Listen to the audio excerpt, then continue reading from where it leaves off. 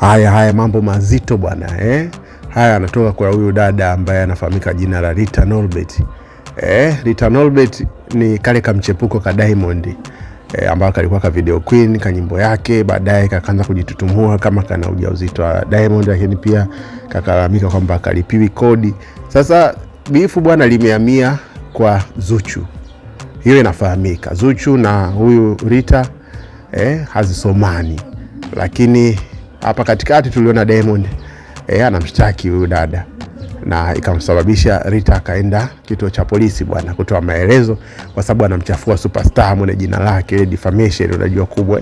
Sasa kaona kabisa kwamba Diamond hamwezi, sasa kamrudi kwa Zuchu. Unaambiwa message ambayo imeonekana kwenye hii nadhani Insta story ya Rita Norbert mpya kabisa, umbea huu. Anaandika hivi: nasikia bibi Kitufe na mwanae shangazi King'ang'a aka muhongaji wanaume wa taifa wameungana kugombania ndoa kwa nguvu. Wamekosa hata haya, uso na sura zao kama hii emoji hapa. Alafu akaweka hiyo emoji. Emoji yenyewe bwana ina rangi nyeusi. Sasa watu hapa wana comment wanasema huyu atakuwa Bi Hadija Kopa kwa sababu ndo ana rangi kama hiyo. Na mwanae Zuchu wote weusi hawa, basi huenda hii na wahusu. Akaendelea akaandika, naona limekukaa kohoni hili swala la kodi. Nikupe umbea, ilishalipwa muda sana. Mimi sio wewe ambaye hata umkute mwanaume kamlala mtoto wa kaka yako bado akikuomba msamaha utamsamehe. Hata umkute kamlala aliyekuleta duniani bado utamsamehe. Sasa wewe si mwenda wazimu, unajiona una akili? Rita Norbert kafumuka maneno hayo mazito kabisa, akaweka hapo na question mark kama 6 hivi. Afuta chini kaandika noted, you need a therapist.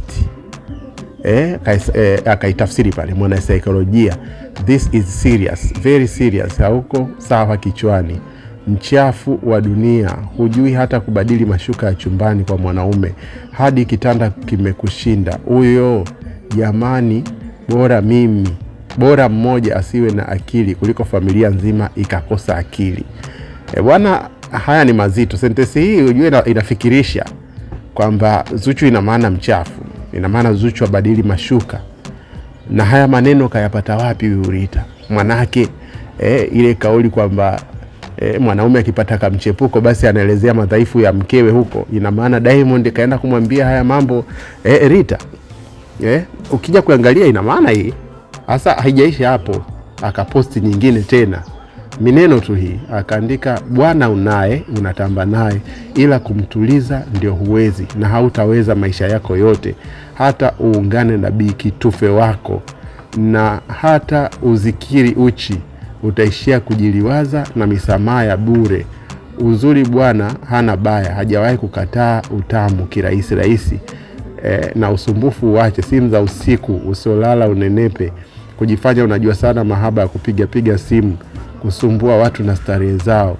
Uzuri bwana mwenyewe simu alikuwa anazifunika sio shida zake. Muda mwingine ananiambia mkatie huyo, kwa sababu anajua akirudi kwako anaomba ombi moja tu, dada chupi ilishaloa, umesha samehe.